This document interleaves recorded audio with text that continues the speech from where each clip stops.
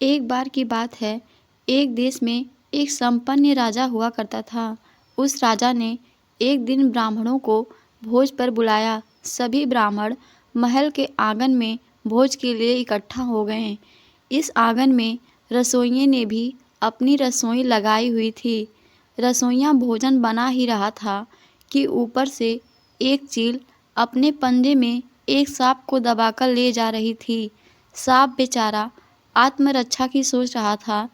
चील अपने शिकार को खाने के बारे में सोच रही थी।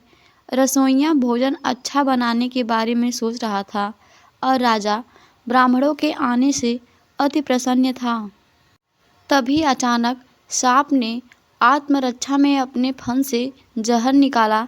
सांप का जहर चील से बचने के लिए था, लेकिन उस वक्त वो ठीक रसोइया की बड़ी सी कढ़ाई के ऊपर ही था और जहर का कुछ हिस्सा उस कढ़ाई में पक रहे खाने में मिल गया। इस जहर का किसी को कुछ नहीं पता था, इसीलिए राजा ने भोज में ये खाना परोसवा दिया। ब्राह्मणों ने जैसे ही खाना खाया, उन सभी की मौत हो गई।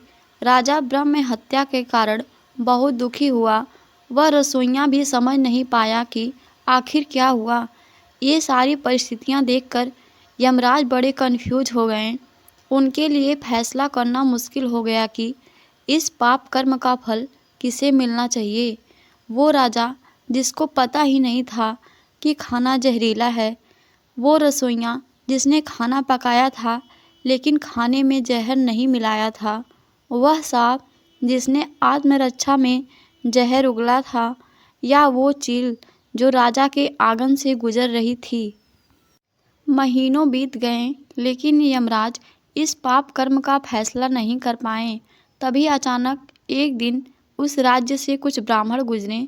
ब्राह्मणों ने रास्ते में एक महिला से राजा के महल जाने का रास्ता पूछा, तो महिला ने रास्ता बताते बताते ये भी कह दिया कि राजा ने तो पिछले वाले ब्राह्मणों को जहर देकर मार दिया था।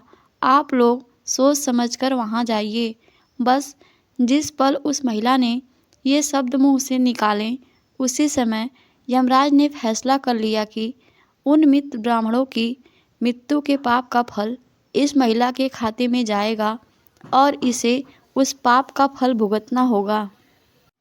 यमराज के साथ मौजूद दूतों को समझ ही नहीं आया कि जो महिला उस घटना के समय वहाँ मौजूद भी नहीं थी, उसको कर्म फल क्यों मिलेगा।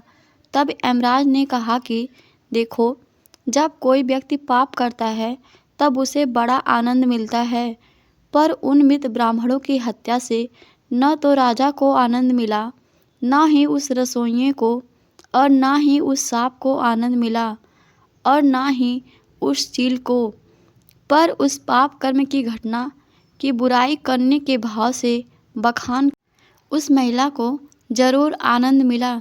इसीलिए उस अनजाने पाप कर्म का फल अब इस महिला के खाते में जाएगा।